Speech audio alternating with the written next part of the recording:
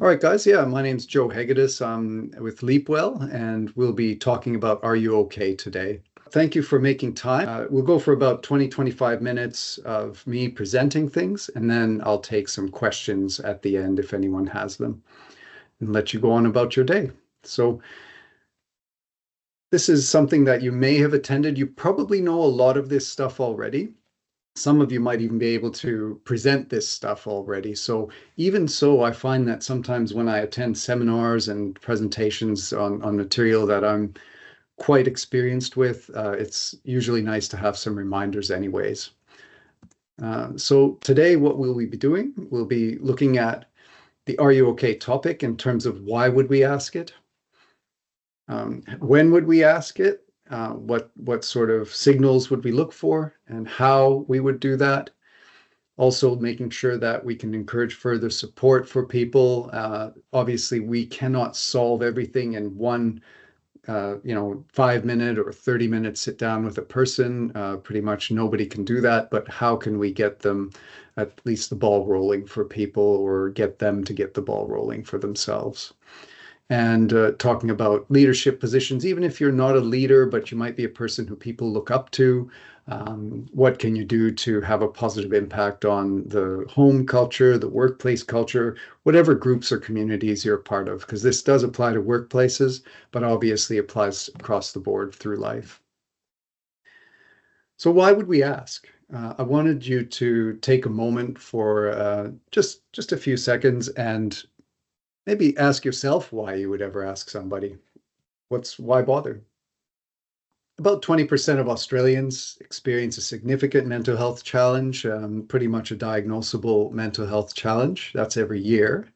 And most people have something noticeable, even if it's not clinical or diagnosable. Most of us will go through some level of distress each year, probably multiple times each year. That doesn't mean that we always need somebody to come and check in on us. But if somebody does check in on me when I'm not doing so well, it's probably not going to hurt me. Sometimes it will help me. Most people who are in distress, whether it's a diagnosable or a non-diagnosable sort of feeling that we're having or set of feelings, most of them don't seek support. And I said most is probably well over 50%. Probably more men than women don't seek support, but I've seen a lot of women who also haven't sought support when perhaps it was, they're getting to the pressure point. And sometimes the pressure is building up for people so gradually that, yeah, they feel something, but they don't quite notice that, they're all of a sudden their stress levels or their distress has gone all the way up to here, but it's gone up so gradually that maybe they don't know that it's time to reach out for help. Whereas if they went from here to here so quickly, they'd probably have a pretty good idea that they need some assistance. So sometimes it creeps up on people. That's one of the reasons they don't seek support. There are also cultural and stigma issues, obviously, that we're doing much better with as a society, and even globally, it's starting to be a bit more of a talked about issue, mental health, that is. But we still have a ways to go. We probably always will have some ways to go with that to make sure it gets a little bit better. And checking in often increases the likelihood of better outcomes. There's very little risk in not checking, there's very little risk that you can create by checking in, but there's probably more risk by not checking in. It often decreases acute risk as well. So if there's sometimes if I'm if I'm having some bad days or whatever, and somebody comes and helps me out with that, that's great. But sometimes there's also an acute risk that could happen if you don't check in as well. And we do talk about sometimes getting all the way to and I'll if you're triggered by this, please go make sure you get some support by some of the things that I say. Just a couple of times I'll mention, obviously, suicide is one of the reasons Are You OK Day has been implemented by the founders, but that's not the only reason to ask. So sometimes we can avert an acute risk of somebody even taking their own lives. Okay. When would we ask? Would we just ask, just go by random people's desks or randomly ask family members or friends? Maybe sometimes. Um, But we also need to make sure that we can be aware of some signals, perhaps. Now, you knowing the people in your life and them knowing you better, if they're spending a lot of time around somebody at home or somebody in the office, you probably have a pretty good gauge and a pretty good radar for any differences that happen for them. Maybe a better gauge than a lot of people would have. So don't discount your ability to sort of have a gut feeling for when you notice a bit of a difference in things. If they've been a little bit flat for maybe not just a few hours, but maybe even a whole day or multiple days, you might want to check in with them. Any doubt at all. So not doubting yourself for checking in. What I mean by that is if you get any sort of a gut feeling, wondering, person might be a little bit off. There is a bit of a difference. As soon as you notice that and you're sort of humming and hawing, like, oh, should I check in? Should I not check in? If you're in the right state of mind, which will be further on the slide, it's probably a good time to check in. Again, if you err on the side of caution, you can't do a whole lot of damage. Probably none in pretty much every case. So try to increase your confidence for asking in terms of, look, if I ask, it might be a bit clunky. The worst thing is there's a little bit of clunkiness, like, oh, what do you mean? Like, yeah, I'm okay. I'm just having a little bit of a rough time, don't worry about me, sort of thing. That's probably the worst that could happen in most cases. Um, but if in doubt, do ask. Sooner rather than later.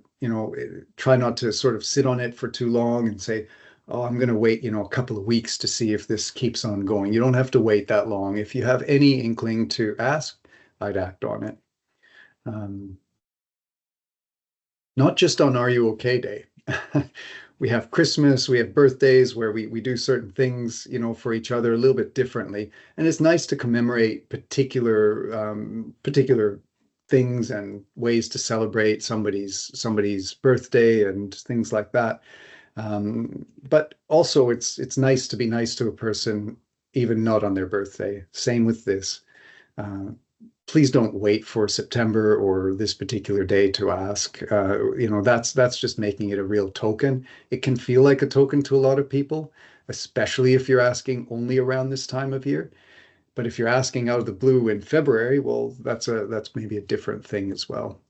Don't be afraid to ask on Are You Okay Day just because it's that way, but definitely ask. It's a 24/7, 365 tool that you have in your pocket. And don't wait for the perfect moment.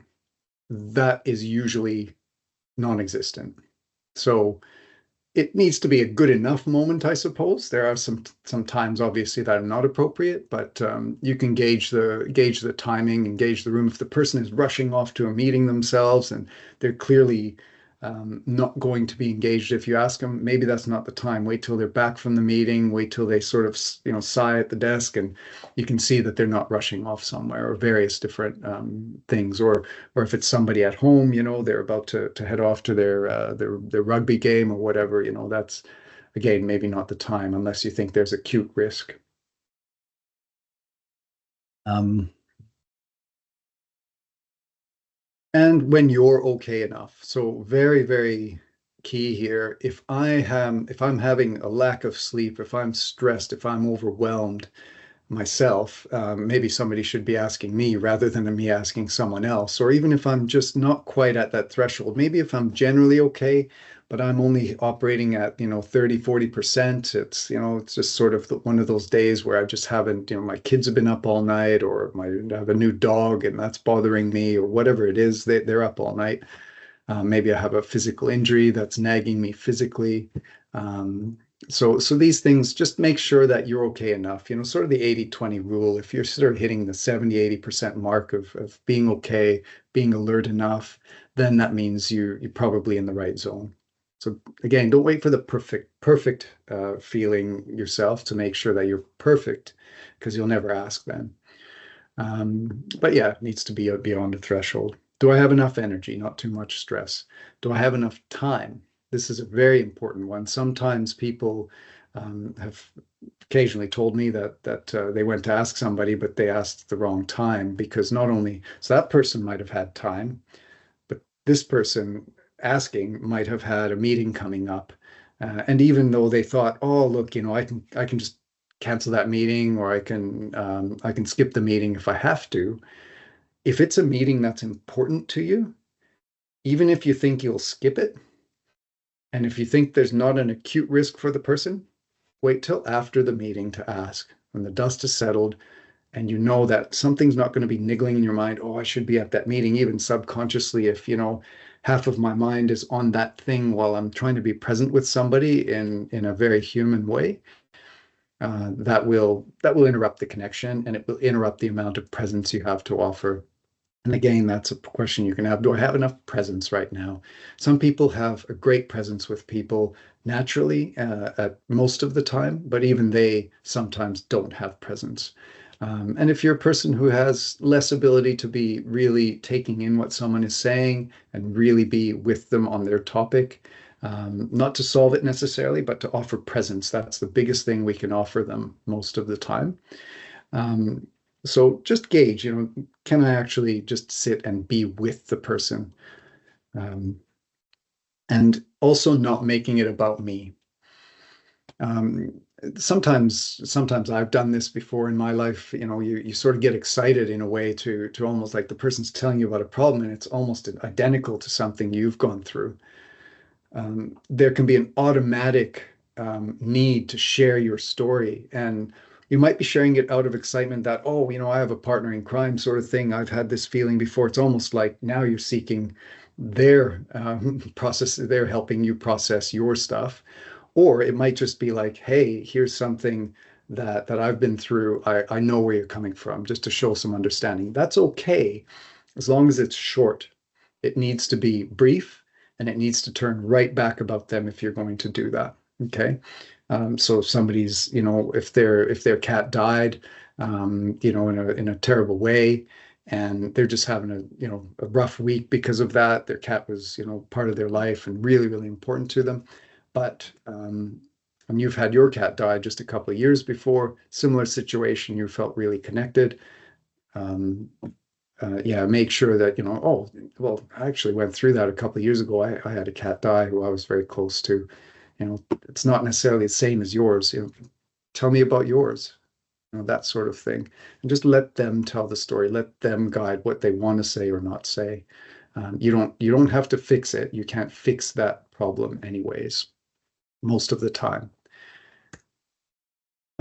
Asking or prompting genuinely. So in your own words, making sure that you're asking open questions if possible. So there are some leading questions that are yes, no questions, which are fine.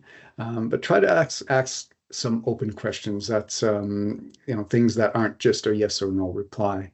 And try to make it in your words. So these are just some possibilities here, you might say, are you okay? Which is a closed question in itself.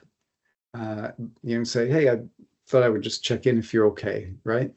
And then they give you that sort of yes or no type reply to that. But then you can follow up with something like, yeah, I've noticed you seem a bit flat. Anything bothering you? And if that's also a yes or no answer, but it opens up to, well, tell me more sort of thing. What about that? Would you like to take a few minutes? Um, what's been on your mind lately? That's a very open question. Tell me more is often another thing that is a very simple one that can follow up from any of, are you okay? Or how are things? That's a little bit sort of a closed question. I'm here if you want to talk, no pressure, just the invitation also. That's not even asking for a reply. But again, genuine asking and genuine connection, sort of inviting them to your presence if they're up for it. But make it your words, right? These are just some suggestions. You might even, after this session, you might jot down your own ways of asking, or if you use ChatGPT, you might get some ideas from that. How might I ask if somebody is okay, using open questions, leading questions and open questions. That might teach quite a bit, actually. I don't think ChatGPT is going to replace therapy altogether, and I kind of hope not. I love what I do, but I don't think it'll replace it. But I think it's a great assistance to particular elements of interpersonal skills and other elements of life. Um, so making sure that you're also prompting some sense of clear action, making sure to linking them to supports, making appointments, things like that. That'll be on the next slide, as well as encouraging supports, but making sure you also check in. So maybe put a calendar invite for yourself one day or 1 week later or a few days later. If it's, probably not much more than a week later, I would put a calendar reminder in for myself to go back and follow up on anything that they said they might do, or even if there wasn't an agreed action, just, let them know you might even check in a little bit later. Okay. And you could say something like this when you do check in. How are things since we last talked? Did you make that appointment? Did you speak to that friend? Did you, did you start going for walks or that exercise that we talked about that that works for you, but you weren't feeling like it, whatever it is that might have been agreed. And when you check in, keep in mind, like sometimes we go and check in and we don't. It's almost like we're going in expecting things to be better because time has passed. And if we go in expecting things to be better, if we get a response that's like, no, I haven't done that thing, and I'm even more down, and they're inviting you in, make sure when you're checking in, again, you need to have the presence, the time, not have too much stress when you're checking in. Same thing as the previous slide, okay? Because it might not be that they're doing better. If you're ready for that, you can then offer them presence again, and maybe talk through supports and etc. again. It doesn't have to be better. There's no rule that they must have fixed their problems in a day or a week. Maybe obvious when I say this, but sometimes that's not how our brain works. Our brain's sort of like, well, we already had the chat, so hopefully it'll be better. Don't get thrown by that. That's a good sort of reminder sometimes. What if they're fine? What if they're like, yeah, no, I'm all good. Yeah, it's nothing. Kind of sometimes they give you an answer that they don't want to talk about it, which is fine. They don't want to talk to you in particular. Maybe they're not ready to talk about it to anybody. There are some problems in life which a lot of you watching would probably remember, some problems in life that you never told anybody, perhaps, big or small. You just weren't ready to disclose that, or it was embarrassing, or it was just something you didn't know what to do with, and you never actually approached anybody. So maybe they're not ready to talk. It's important to respect that. I would recommend, this is just a rule of thumb, there's no sort of, I'm not basing this on specific research here on this point, but it's very important that we don't pester them in general. I've never had a good outcome when I pester my kids or my wife or anybody for anything, really.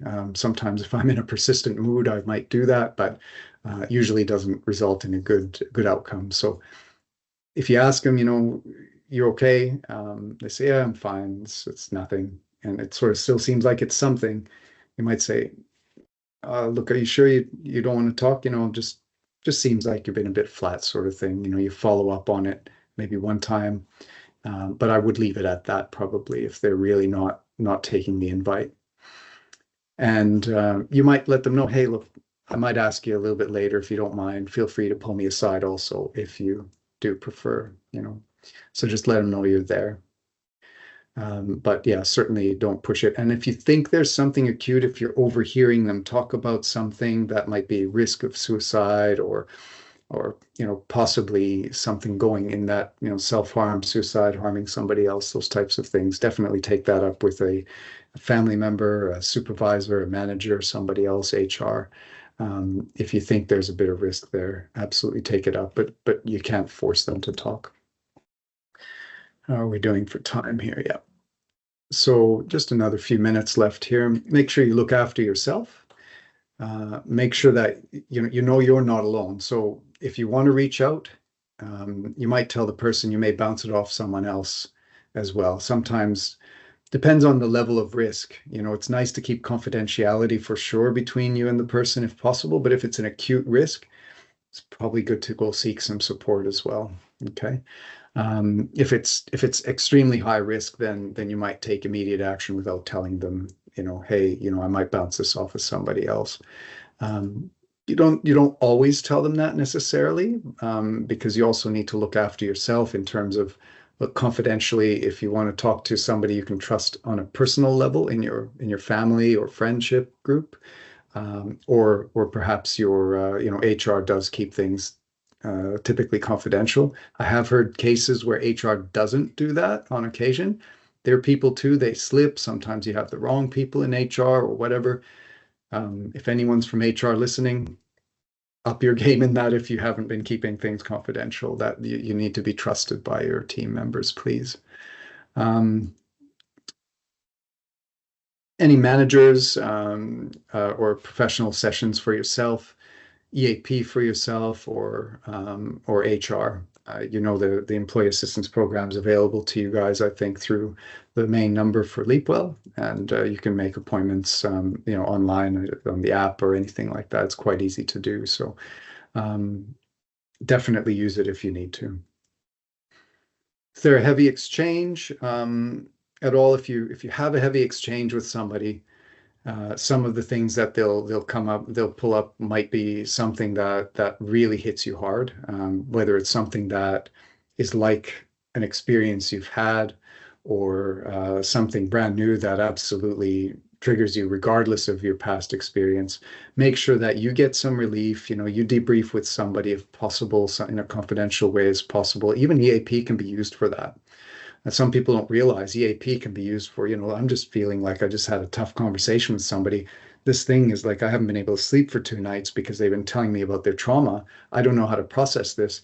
That is a great time to make an appointment for EAP, to make sure that we can give some tools and walk through the process with you so that you can sleep well again, so it doesn't become sort of PTSD for you in that way. And whether you see a GP for psychologist appointments or the EAP or whatever, a personal friend, personal support that you can trust and confidence. These things are very, very important at those times when you feel a bit heavy. Do things that you reasonably enjoy as well. Something that, could be, you like cycling, you like walking your dog, you like to do some yoga, or chat with a friend, build something, do a jigsaw puzzle, whatever it is that you enjoy, to take your mind off and just do other activities as well. Um, so encouraging support, making sure that we are not problem solving, as I've said a few times. It's rarely an obvious solution within sort of 5 to 30 minutes. If people could be cured of their problem within 5 to 30 minutes, I certainly wouldn't be doing what I'm doing in counseling and site supports and critical incidents, because there's always a quick solution available. Don't put it on yourself. Your responsibility to care, making it your responsibility, is good, but making it your responsibility to solve the problem we're feeling, that can overwhelm you. And that's pretty much impossible in a short conversation most of the time. Occasionally there's a miracle conversation. Absolutely take my hat off to that when it can happen. Lovely. But don't expect it of yourself. Um, Ask who they trust, whom they might trust. Okay, making sure that you link them up to any supports that do exist, or any supports that they can bring in if they don't trust anybody in their life right now at work or in their personal life. Could be personal supports, like I said, psychologist, counselor, GP, mental health plan, and the EAP. Leapwell is one of the easiest to engage options, actually, that they might have. You don't have to go to a GP to get a referral, anything. It's a very easy to use platform. So go for that if you do want, but that's not obviously the only one. Make sure that you link them to whatever resonates for them. Okay. And if you make sure that you know how to get the EAP yourself so that you can coach them through it if they're not familiar. Um, and lead the way. If you're a leader, manager, or somebody that people just look up to, making sure that you can offer that presence. So if somebody else is supporting other people, maybe you can offer the presence for them after they've debriefed, maybe as a debrief after they have talked with somebody else. Make sure that the asker is looked after as well. Making sure we cultivate a culture of positivity, encouraging them to ask other people if they're okay. And they often see small changes amongst each other best. So keep on letting them know that they're the best gauge sometimes. That could be in the workplace, even in the home, though. Maybe sometimes my teenager or something, someone doesn't want to talk to me.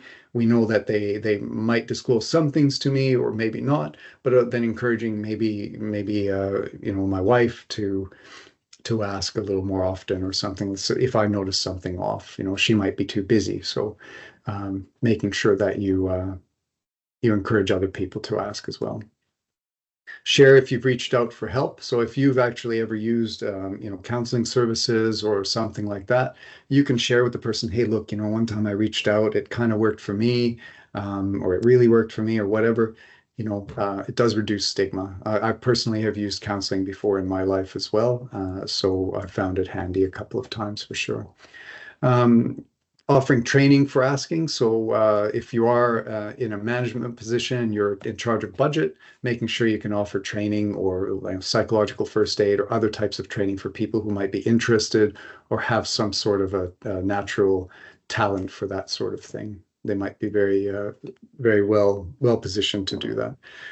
Don't grind your team down with stress. If you're too stressed, you're not going to ask each other. Lots of work is good. High workload is okay, but if it's excessive for a long time, it can be very, very stressful for people. And we all know this, but I'm mentioning it anyways. It's one of those obvious things, but just a friendly reminder that if you have a stressed team, they're less likely to look after each other, and they're more likely to have lost time and not be as productive, and also have risk of minor to major psychological challenges.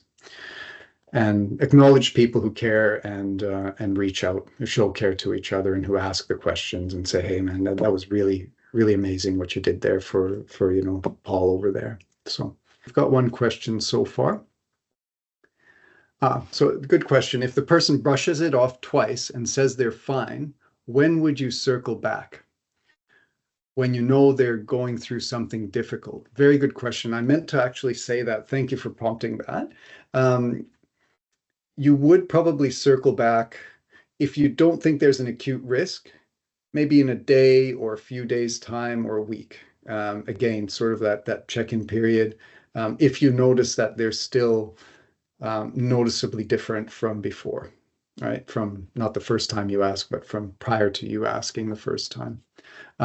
So look, you could even ask the same day if you see things really spiraling down. So again, notice, so just be aware of what's my gut feeling telling me about the acuteness of the risk. I'm not asking you to fill out a risk assessment and give it a number or anything like that. Just going by gut feel. Do I really have to ask him this afternoon, or should I ask him again in a day or a week? Probably wouldn't leave it longer than a week if they're definitely going through something significant. But ask again, ask them a couple of times. If they're still not inviting you in, that's fine, lay off. But if you notice an acuteness of risk, you can take it up the line to some other member of the family, a friend, a colleague, a manager, somebody you trust, as long as you're not divulging too much personal information about the person that might hurt them as well.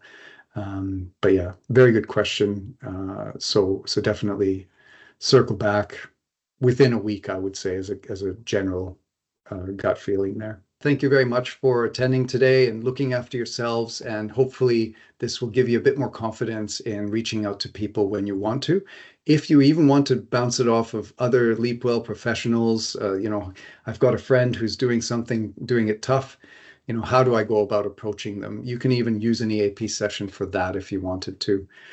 So yeah, feel free to use that service for that purpose or any purpose you'd like. But even, your psychologist, your counselor, your friends, how might I go about asking? So yeah, thank you very much for attending, and hope you have a great day, and take care of yourselves and each other.